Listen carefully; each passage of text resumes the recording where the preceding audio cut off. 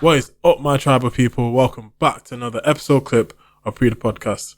And just a reminder that these are only short in clips, and if you want to listen to the full episode, make sure you click the first link in the description below. Alternatively, you can type in Pree Da Podcast on all your audio listening platforms. And if you want to keep up what goes on behind the scenes, make sure you follow all our socials at Pree Da Podcast. Without further ado, I'll catch you guys on the other side.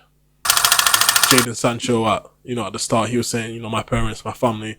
But with Mason Greenwood, there was never any talk about his family, his upbringing or anything like that. There was no good words spoken about his family unit. So thinking back now, that must have been a telling sign, because if there's no, inspirational figure, regardless of sex, in his life, who's gonna protect him or teach him not to do X, Y, and Z?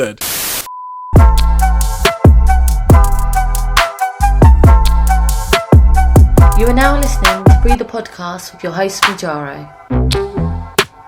People, welcome back to your favorite podcast on the internet, and you guys already know what I'm gonna say. Make sure you like, comment, and subscribe. We're trying to grow the community, and by sharing this with your friends and family, that goes a long way in helping us do that.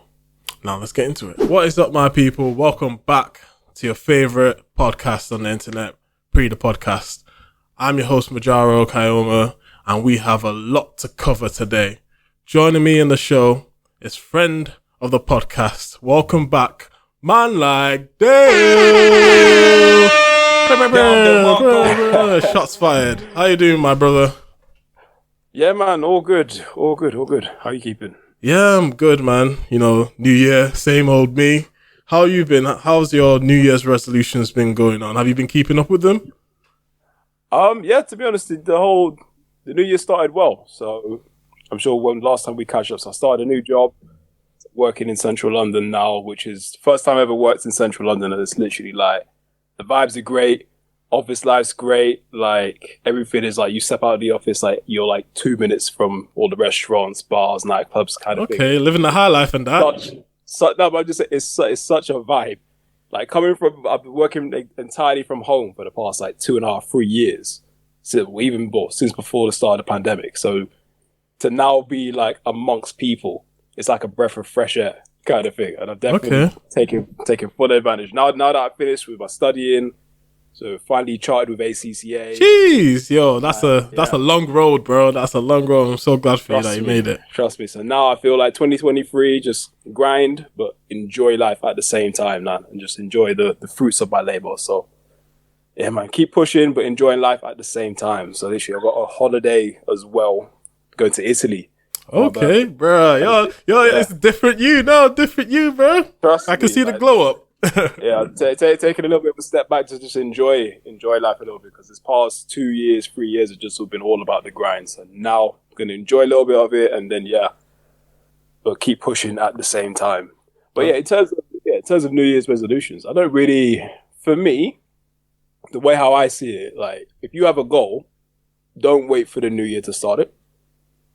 I feel like I'm of the mindset, like if you want to achieve something, start now. Don't wait. Don't wait for the new year and put all that pressure on yourself to get everything done in the new year. Like if you have something to do, start it now. And then by the time when the new year does come, you're already on the way to getting there. And it just really just releases that pressure. And if you can develop some sort of consistency with whatever your goal is, then I think that's the way. That's how I like to approach it anyway. To not to put too much pressure on myself, but just do a little bit each and every day, and eventually you will get there. Yeah, because last time we spoke on the phone, and you were talking about in the new year trying to do some online content in regards to fitness, and we spoke for like a good, how long? Good, like 2 hours. It felt like 2 hours. It was all evening more or less. Yeah, we spoke a lot, and I said like, right now, just focus on the planning stage. Focus on what you want to cover. What type of content you're going to focus on, short form, make it like 5-10 minutes, or you're going to make it longer, like workout session and stuff like that. So how's that been going? Have you made any progress? Yeah, man, making a fair bit of progress. So right now I'm recording myself doing a challenge. So I'm not going to go into too much detail as to what that challenge is. You have to stay tuned for the video when that comes out. Mm-hmm. But just know that I'm challenging myself in terms of like my ability and in terms of what I'm trying to achieve from a fitness perspective. So me and a lot of my content is going to be around skipping kind of thing, because I feel like that's one of the like foundational exercises that anyone can pick up and do kind of thing. All you need is a rope. All you need is a rope. All you need is a rope, and like the physical benefits that you can get from that, even doing like 10, 15 minutes of doing that over the course of many days, like you can see, and this is kind of harking back to the challenge that I'm doing now, but not going into too much detail. But you can really see you start to progress, not only physically but mentally as well. And that's with any sort of like fitness, what you're trying to achieve. If you can do it daily, or at least attempt to do it daily, it really helps to establish that consistency. And then once you get that in your head, it becomes habitual to the point where you don't even need to think about doing it. It's like it's on the forefront of your mind, kind of thing. And it's less more having to like amp yourself up to do it, because you know you've been doing it for how many days. Yeah, so it just makes it that much easier to go and do it. Yeah, like over the COVID period, Charlotte, she picked up skipping because being a female, you can't really go out to the local park and jog around the block because you don't feel safe. And we've all heard the stories, especially in the evening all night. So she decided to pick up skipping, and she was like, "Yo, this is hard. Like, it's just the foundation. You need to get the rhythm, you need to get the timing right, and you need to get the length of the rope right for your body. You can't get something too short because you're just going to be all arms trying to get yourself over, and you can't be too long because you're gonna be dragging it, and it's not gonna be fun." So exactly. You're probably gonna go into detail about the right equipment, your videos and stuff like that to get optimum efficiency out of your skips now. 100%. But still in that same breath, like we're all going on the journey. So like wherever journey you're on in terms of like my fitness journey, although my content is around obviously trying to encourage people to do it, I'm still learning myself. And like I always want to be in that position where I can always learn something new. So although I'm trying to guide and trying to teach and try to motivate people, I'm still learning myself. So I think there's always going to be room to learn, room to grow. So hopefully, if I continue down this path this time next year, hopefully it's like I look back on myself and like hardly recognize it. That's the point where I want to be, really, my guy. Well, that's good. That's good. Yeah. We've got a recent update in the past couple of hours regarding a certain individual who currently plays for Manchester United, Mr. Greenwood. Oh, geez. Mason Greenwood. For those who don't know, the charges against him have been dropped. And what are those charges? Those charges relate to a voice note and pictures that were released in October 2021. So over a year ago, of his then girlfriend, or allegedly current girlfriend now, still, having a bruised face, bloody lip, and then the voice note of him forcing himself on her when she is clearly refusing his advances. And when that voice note happened and people got the hold of it on Twitter, it just exploded. At this point, Mason Greenwood is the star boy of Manchester United. He's the next big thing. He's already appeared for England once. He's 20 at this point. He's the next one up, essentially. And when this came out, everyone was shocked. I heard the whole thing and I was like, what the hell is going on? That it felt like you were there. It felt like you were flying the wall and you just heard his voice, his Mancunian accent. I've never hated a Mancunian accent in one like moment than I did in that moment. I was like, this guy is so disgusting.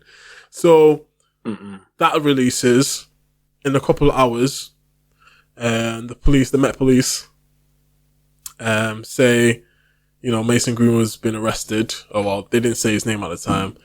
He's been arrested. Manchester United and all his sponsors drop him. He's suspended from training and coming to quarantine. Nike suspend their relationship with him.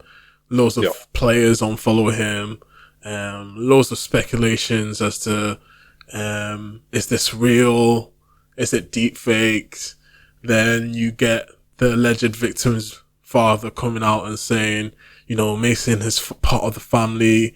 This is taken out of context and the truth shall come out. Like, basically saying this was never supposed to come out.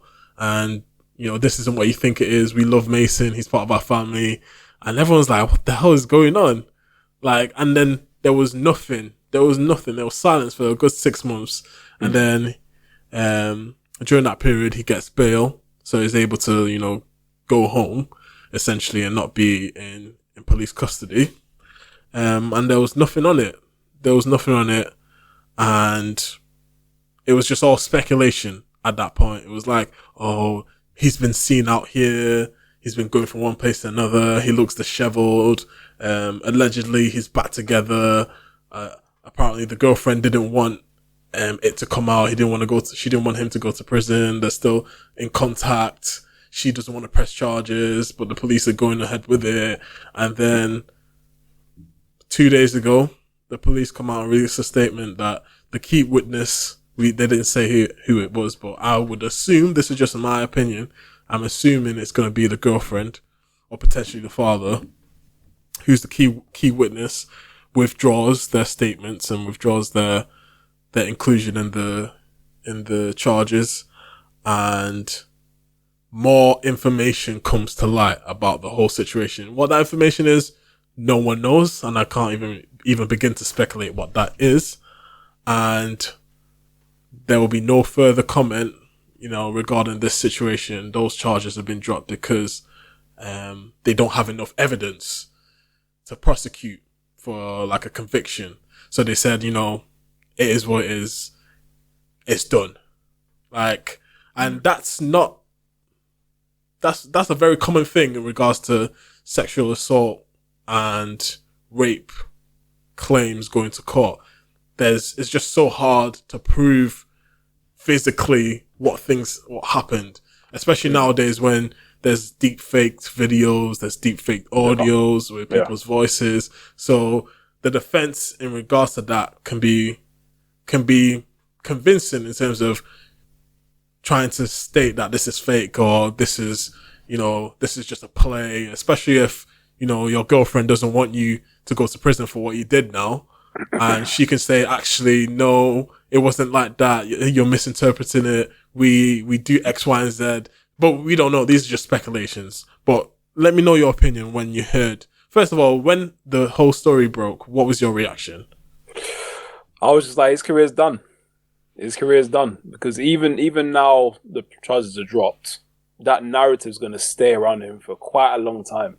And it's not like he's at the end of his career now where he can just like potentially ride off into the sunset and enjoy all the M's that he's collected over a long and illustrious career. Bro, he's at the start of his career. And he was just making a name for himself now. To have this now slapped attached to it, it's going to be tough for him to like, wherever he goes, especially in the UK. Yeah. Even if it's not found to be true, that narrative's still going to stay. And like, if it's not true, and like if he's been framed for it, if he's been framed for it, then that's disgusting. But if it's true, then like he has no place playing in the Premier League or any league in the UK, as far as I'm concerned, because that's just disgusting. And it's like no man should ever force themselves upon a woman. Like I heard the clip. That clip was just absolutely brutal. And it's just like, it was so disgusting. Like, it made my skin crawl. Like, it's not right. It's not right. And to be honest, when that clip came out and I had time to process it, I was low-key not surprised because there had already been whispers of Mason Greenwood's bad behaviour in terms of, first of all, the England camp. This is literally his first call-up with England. Him and Phil, this is during lockdown, so at the time, I felt sorry for them because, I don't know, they wanted to bring in two like Instagram models around their age to chill with them in the hotel room.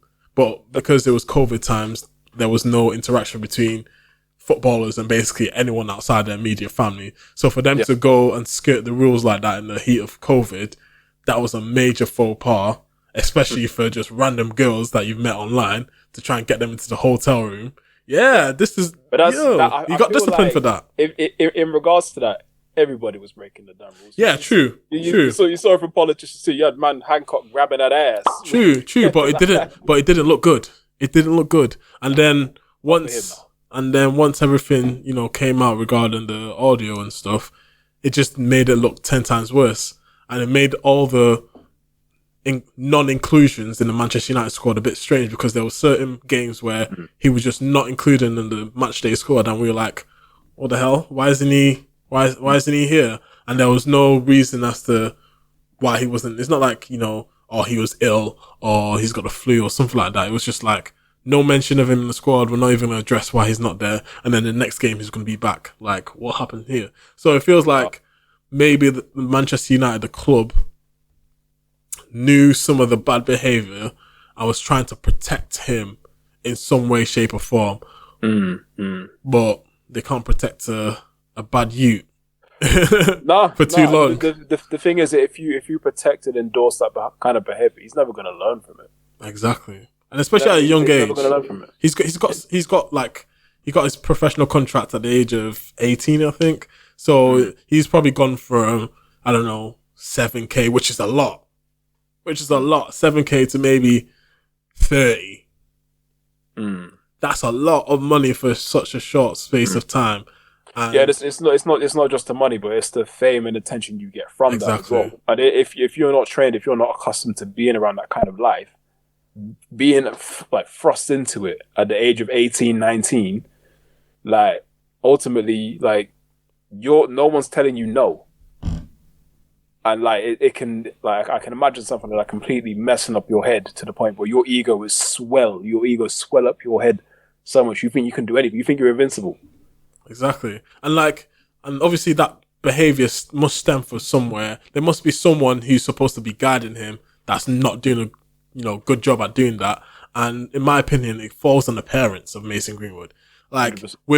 with players who are young and talented, at the beginning of their careers or, throughout their careers, they always say something about their parents.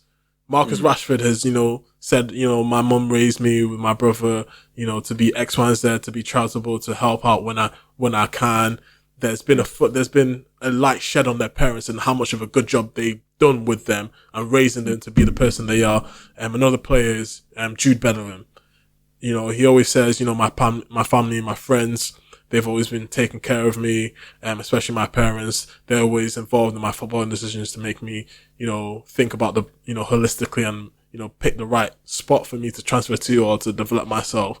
Jadon Sancho at the start, he was saying, my parents, my family. But with Mason Greenwood, there was never any talk about his family, his upbringing or anything like that. There was no good words spoken about his family unit. So, thinking back now, that must have been a telling sign, because if there's no, inspirational figure, regardless of sex, in his life, who's gonna protect him or teach him not to do X, Y, and Z? The club can only do so much, and this is the outcome. So ultimately, like I don't really know much about his the way how he grew up or his parental background or anything like that. But for anybody, you need that stable voice always. From when you're growing up, you always need that voice of guidance, voice of wisdom to help until you're an adult, and then you can actually make informed decisions for yourself, kind of thing. If doesn't matter if it's Mason Greenwood or anybody, if you don't have that, you're ultimately going to make some bad decisions and learn the hard way. Yeah. Which is a shame, really. So going forward, right, charges have been dropped. It doesn't disprove or prove anything. It's kind of how it's always been, right, with this situation. It's kind of always been in limbo. And now this doesn't help anyone make, quote unquote, any decisions. But for those people who've heard the thing, the note in their head, they've made the mind up saying he's X, Y, and Z. But there's also, with this polarizing, culture, you've got the other side that say, what happened to the court systems? What happened to justice system? What happened to, innocent until proven guilty? And And it feels like there's this conversation about the law and the system.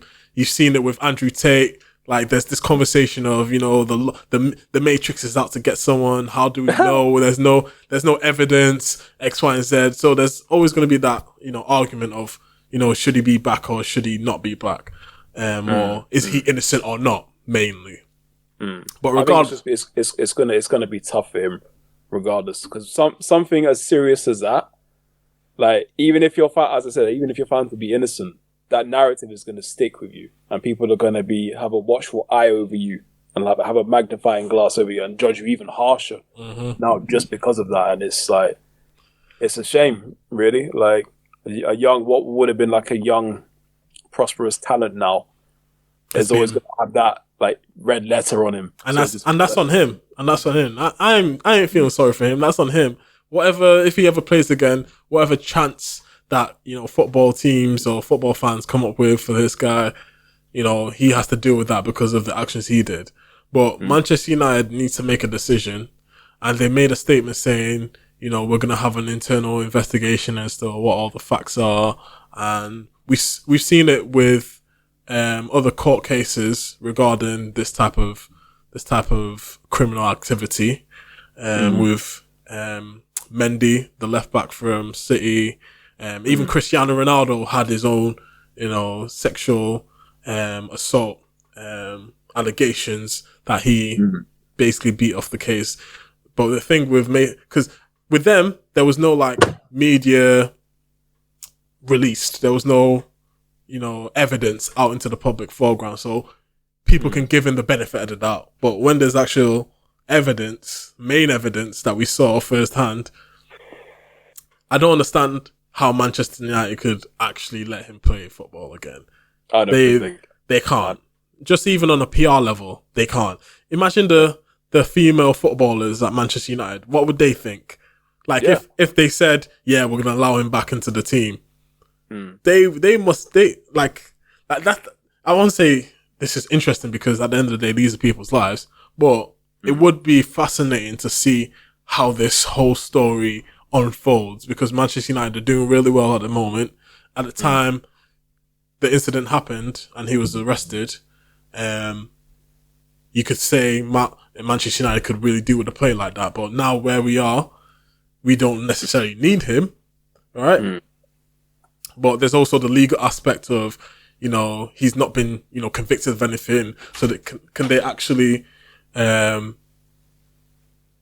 rip up his contract? Yes or no? Can he actually play football again? Even if he's not been convicted, he's still got, you know, the, you know, innocent, you know, title legally. So there's all these aspects in regards to this that would be fascinating to see what happens. I think it would really hurt their brand if they were to bring it on, especially because the women's team, they're top of the Women's Super League, aren't they? Yeah. So they would have something to say about that. And then you also have it from a fan perspective as well. Fans have, well, I feel like more or less they're going to pick a side. And I feel like a lot of people have heard the tape what you've mentioned and have probably come to their own conclusion, which is good. It's going to be tough for him to get over that kind of thing. I feel like a lot of people, I think the only way that they could probably get over that is if he played really well, but he's not been playing for a year at all. So like even still, like it's a tough position for him nonetheless. So I don't really see a good way out of this for him personally. Yeah. Wow. A lot has happened in this week and this past month. It's crazy. Said I wake up every morning, pray to God that I'm fixing up. Hope I'm never slipping up. Hear the money calling, need my peace to start getting up. Feeling like I'm blessed, but it came with a bit of luck. Feeling like you stressed, then the tension starts to fill you up. Need an intermission, yeah, they ain't the same lane as us. Cut from different sticks, yeah, they're not the same range as us. They cop the pleas and top of teas, they're not hitting range with us. Keep